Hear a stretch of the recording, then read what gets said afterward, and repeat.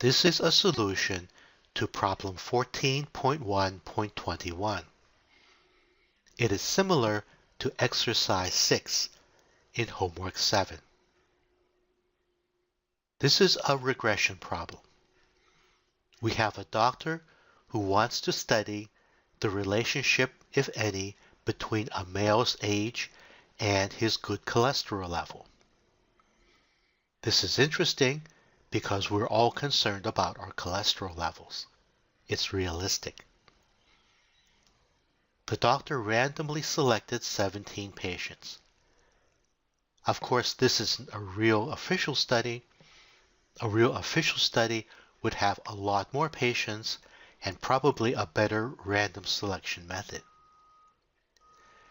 In any case, this doctor took the age and cholesterol level for these 17 people.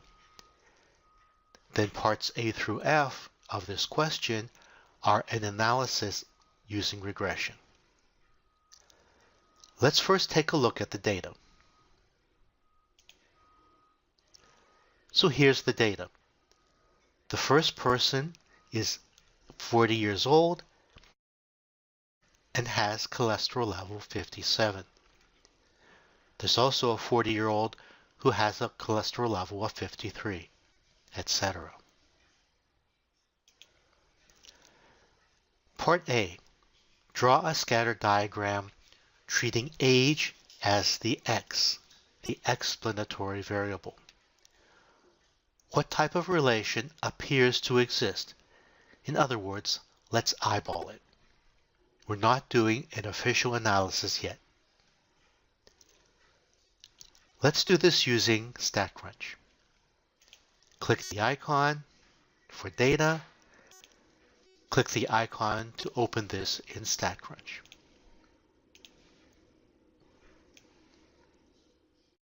Here are the data values opened in StatCrunch.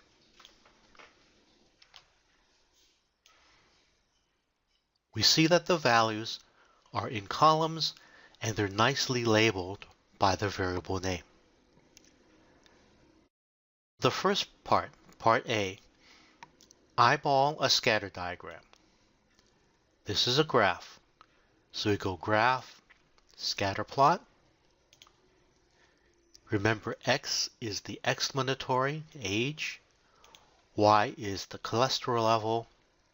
Click compute. And here's a scatter plot. Do we see any obvious trend going up or going down?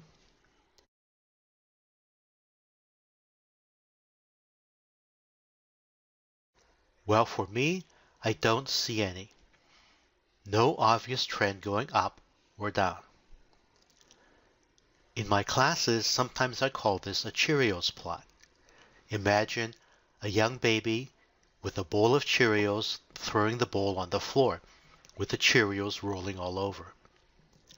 That's random, no pattern. To me, this looks like a possible Cheerios plot.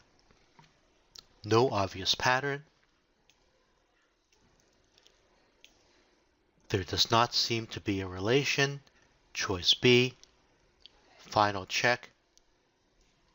Good job. Let's continue. Determine the least squares regression equation. Go back to StatCrunch. Close the graph. This is a statistical routine. Stat, regression. Simple linear means 1y and 1x, which is what we have here. The x or explanatory is age. The y, which is what we're trying to predict, is HDL.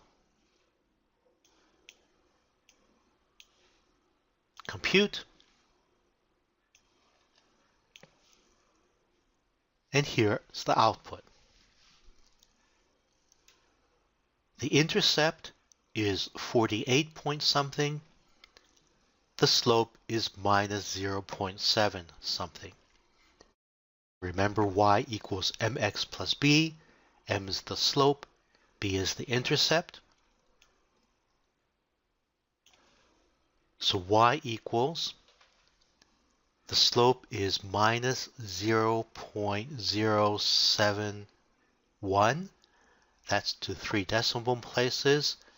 0.071 minus 0.071. And the intercept to 3 decimal places is 48.030. 48.030. Let me just confirm.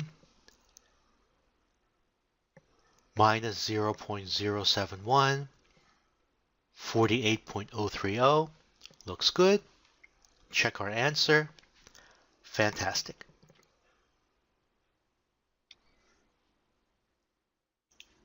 On to part C. Are there any outliers or influential observations? Outliers being points that are far from the line. Influential being points that drag the line. Let me draw a couple pictures. These are going to be extreme examples. I'll draw an extreme example of an outlier, and I'll draw an extreme example of an influential observation. These are extreme, but it will show you what to look for. So outliers.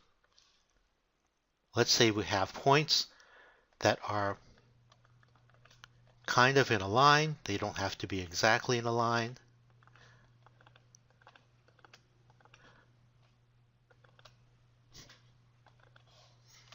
But these points here I've drawn so that you should be able to see that there is some kind of a linear relationship. And a point down there to balance it out. There seems to be a relationship between x and y. What's an outlier?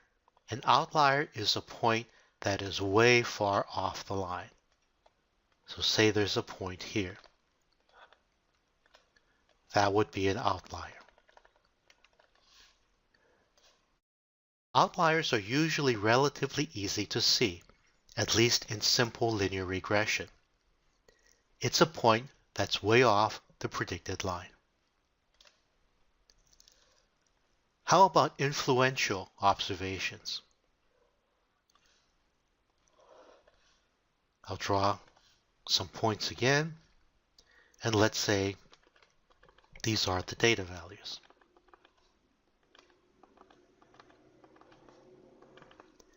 So they're all clustered in this area.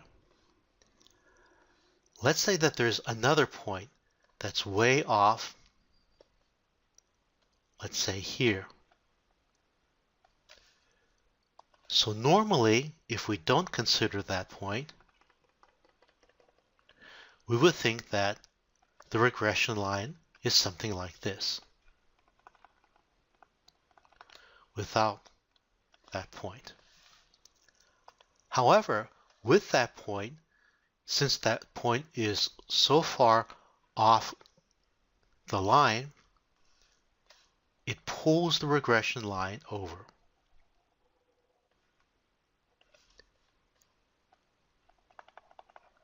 This is with that point.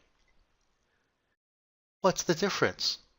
Both of them are points that are far away from the line you would expect.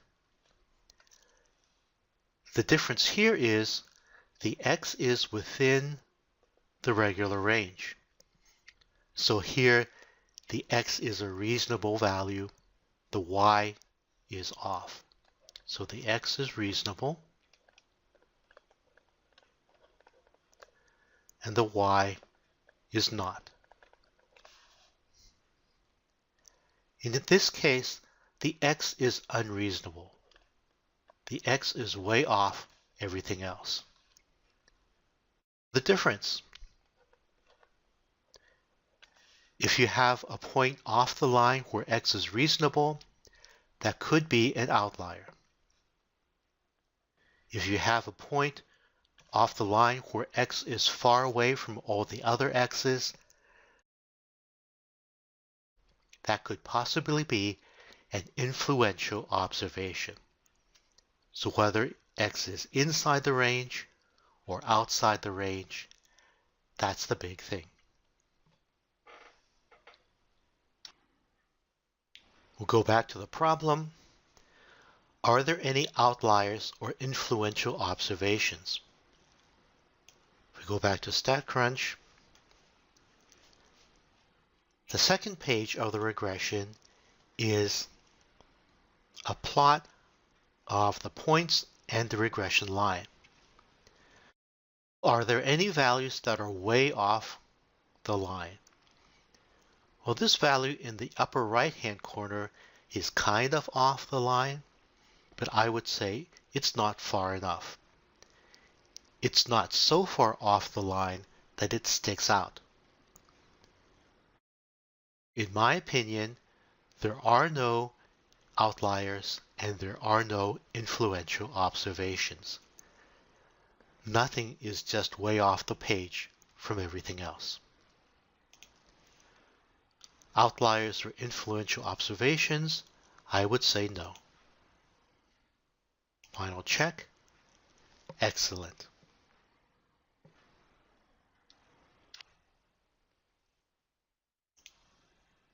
Part D. Assume that the residuals are normally distributed. Okay, in other words, that we can do the regression analysis and hypothesis test. Test whether a linear relation exists or not at alpha equals 01. Before we can do a hypothesis test, we need to specify the null and alternative hypotheses. We can't do a test without knowing what we're testing. The doctor wants to know whether there is any relationship. It says a relation. It doesn't say whether they're positively correlated.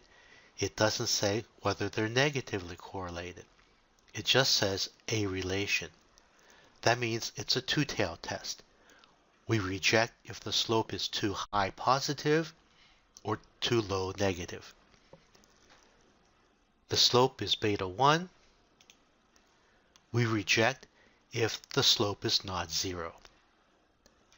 Choice B is left-handed. Choice C is right-handed. Final check. Correct again. Let's continue. Remember there are parts A through F. We're in part D. Use technology to compute the p-value. Let's look at what we had in StatCrunch. Go back to the first page.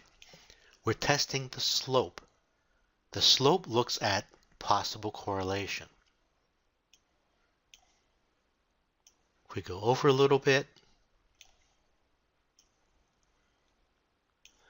we see that the p-value for the slope is 0.7242. So we know that's a do not reject. Remember, low values of p mean rare events. This is not low enough. 7242, 3 decimal places, so that would be 724. Let's enter 724. 0.724. Check our answer. Another good job.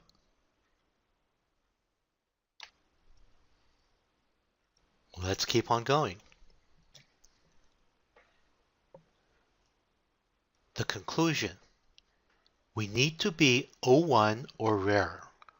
1% chance of happening or rare. So p has to be less than 01. This p is greater than 01, so it's a do not reject. We do not reject because p is greater than alpha.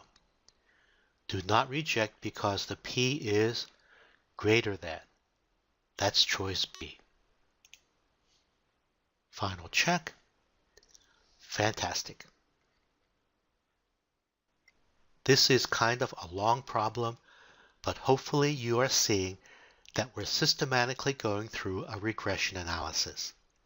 It's a lot more than just computing the equation of the line.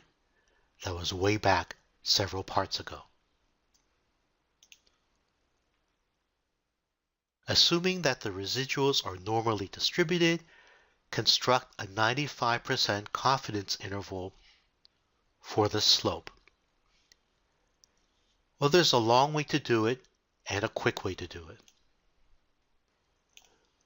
The long way, we have the value of minus 0.07, we have the standard error, 15 degrees of freedom. We could go to the t-table, find the appropriate t critical value, do all that stuff we've done before.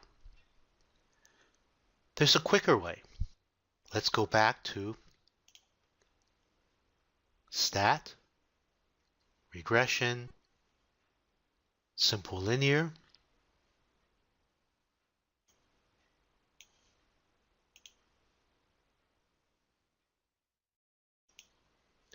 Let's put in the same x and y. You see, here we asked StatCrunch to do a hypothesis test. In other words, getting the p-value. See the slope?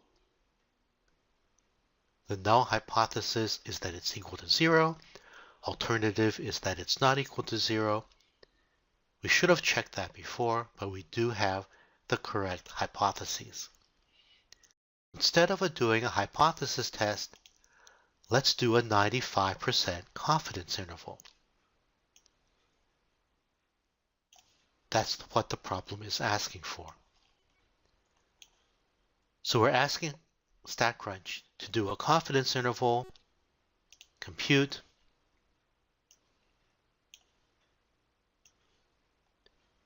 and here's the confidence interval.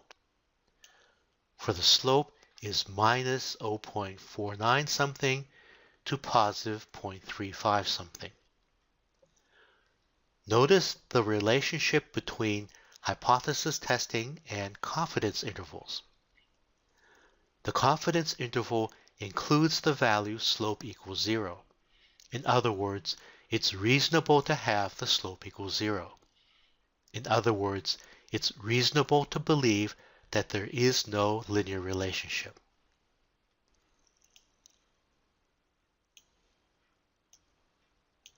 We want 3 decimal places, so the first one would be the lower limit minus 494 minus 0.494, and the upper limit positive 351. Positive 0.351. Check our answer. Fantastic again.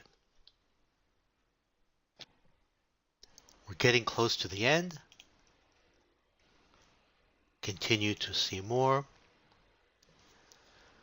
For a 42-year-old male using the least squares regression line, how do we predict the HDL cholesterol? First of all, if the null hypothesis was rejected, that means we have a pattern. When we have a pattern, we need to use our model. When the null hypothesis is not rejected, that means the least squares line is not useful for us. Not rejected means there's insufficient evidence that the model is good. Since in our case we did not reject the null hypothesis, it means that we cannot use the model, that we should not use the model. If we shouldn't use the model, what do we predict? The only thing we can say is we can predict that this person is average. Can we use the regression line? No, because the hypothesis was not rejected. Check our answer. Fantastic. We're getting close to the end. A good estimate for the HDL cholesterol. We have no information about what that should be, at least no information given by age. If we have a random person coming in, the best we can say is that person might be average. Our best prediction is just the average or mean HDL level. Let's go back to StatCrunch. We want to compute the mean HDL level. The quickest way, summary stats, columns. We want the mean. Let's leave everything there. Compute. The mean is 44.8 something. How many decimals? 2 decimals is what my stat lab asks for. 44.82.